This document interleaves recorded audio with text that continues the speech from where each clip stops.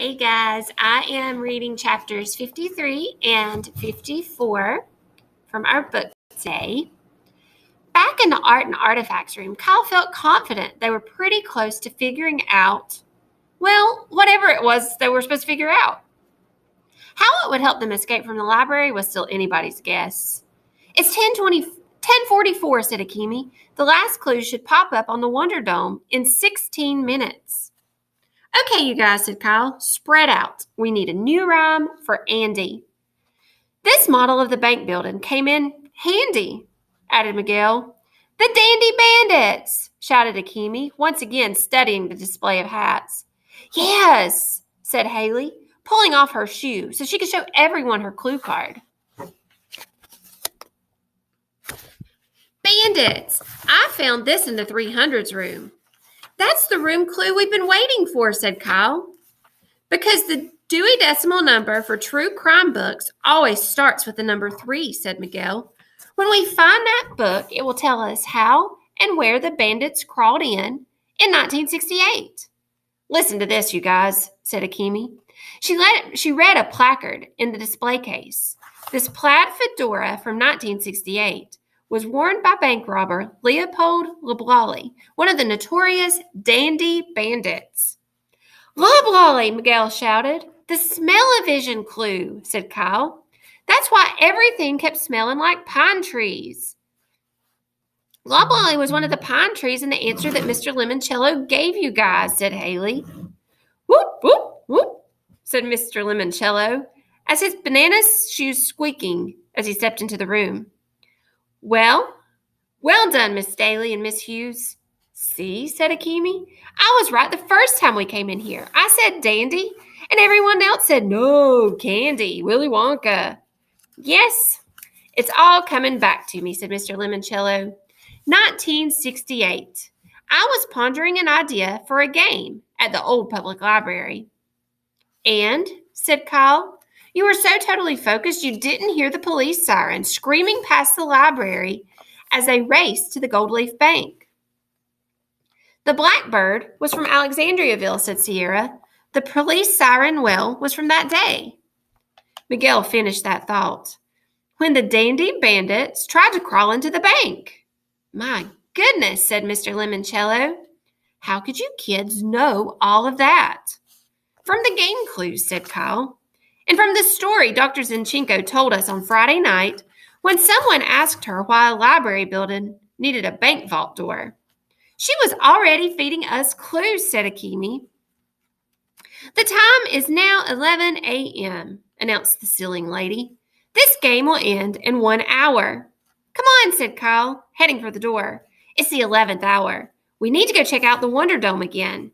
They raced to the balcony. There it is, said Sierra. 364.1092, shouted Miguel. Woohoo, cried Akimi. We're going to win. On the first floor, Charles was at long last video chatting with his uncle, James Willoughby III, the Librarian of Congress, who had finally shown up for the Ask an Expert call. Sorry for the delay, Charles. That's okay, Uncle Jimmy, Charles said, straining to smile and not scream. The time is now 11 a.m., announced the annoying lady in the ceiling. The game will end in 1 hour. Charles had to hustle. Sir, I know you're very important, very busy man, so I have one quick question. If I were a book on true crimes in the state of Ohio, where would you shelve me?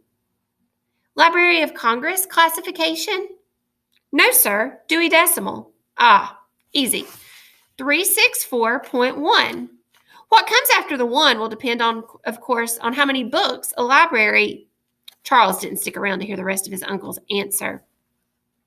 He took off running for the closest spiral staircase up to the second floor. As he ascended the steps 2 at a time, he saw Kyle Keeley and his entire entourage running down a staircase from the 3rd floor. Charles reached the 2nd floor balcony first. He darted around the bend, past the door to the 500s room, the 400s. Keeley and his crew were coming from the opposite direction, but Charles reached the door to the 300s room before them. He swiped his library card, yanked on the handle, and dashed into the room. He scanned the shelves and headed to his right. He heard Keeley enter the room.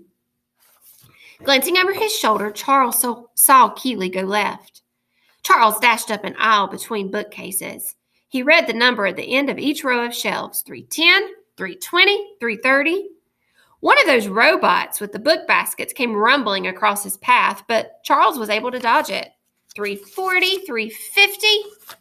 Kyle's footsteps pounded up the passageway on the other side of the shelving units to his left. In the middle of the 300s room, they entered an open space with a judge's bench and a witness box. Charles was getting closer to the true crime section, but so was Kyle. Charles saw Kyle read something off his palm. He had the whole call number. It was time to change tactics. Charles hung back and let Keeley take the lead. Kyle rushed towards the bookcase, and Charles sprinted after him. "Got it!" Kyle shouted as he reached for a book on the shelf. But before he could completely pull it out, Charles grabbed hold of the book too. They both yanked it off the shelf. Kyle had the spine. Charles had hold of the top. They tugged it back and forth.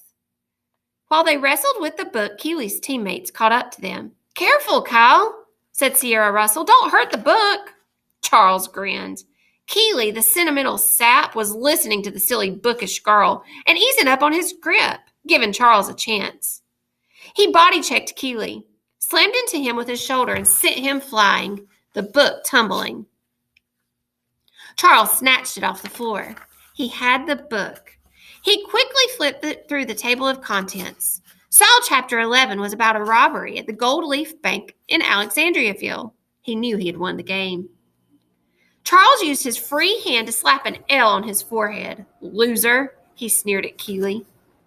A tiger roared, a whistle blew, and Mr. Lemoncello entered the room, accompanied by Clarence, Clement, and what looked like a rare Bengal tiger. "Mr. Childington?"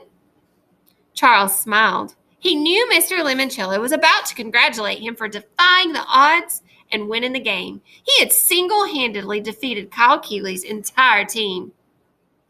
"Yes, sir, Mr. Lemoncello? Do you remember Dr. Zinchenko's #1 rule?" "You bet, sir. No food or drink except in the book cafe." "No," said Mr. Lemoncello, touching the tip of his nose and making a buzzer noise. "Dr. Z, tell him what he should have said." Dr. Zinchenko's voice purred out of the ceiling speakers. "Be gentle with each other, and most especially the library books and exhibits." "I know," said Charles. "That's why I had to stop Kyle Keeley. He was ready to rip the cover off of this poor book." "Heck, sir, everybody at school knows that Kyle Keeley is a maniac. He will do anything to win a game." Mr. Lemoncello turned to Keeley. "Is that true, Kyle? Would you actually destroy property if it stood between you and your prize?" "Well, sir," Keeley was stammering. The fool didn't know how to lie. Charles quickly opened the book to Chapter 11 and slipped his library card to bookmark the location. "You should ask Keeley about the window he broke, sir." Mr. Lemoncello turned to face Charles again. "The window?" "Yes, sir. The whole school heard about it. See, Kyle Keeley and his two brothers were playing some sort of wild scavenger hunt game, and—" Mr. Lemoncello pointed at the book. "That's clever. You use your library card as a bookmark?" "Yes, sir, I sure do," said Charles, turning on the charm. "Of course, I can't take full credit for such a clever idea. On Friday night, I saw Sierra Russell doing it, and—" "You told Andrew Peckelman to borrow her card." Charles blinked several times. "I beg your pardon?" "You broke Dr. Zinchenko's #1 rule. You were not gentle with your teammate, Andrew. In fact, you bullied him into stealing Miss Russell's library card, which you knew she always used as a bookmark." "No, sir, I did not." "Yes, Charles, you did." Mr. Lemoncello touched his right ear. "In fact, Dr. Zinchenko has spent the past few hours combing through the security tapes, and guess what she found?" Charles heard his own voice ringing out of the ceiling speakers.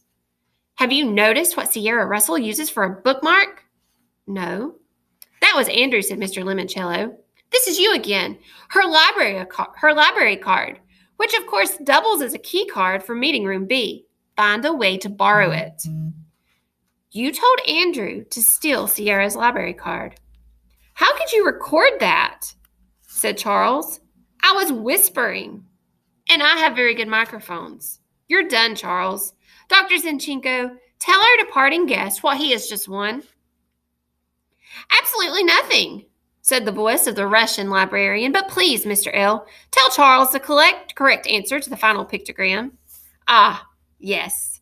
Mr. Lemoncello reached into his back pocket, pulled out a 4x4 card, and showed it to Charles.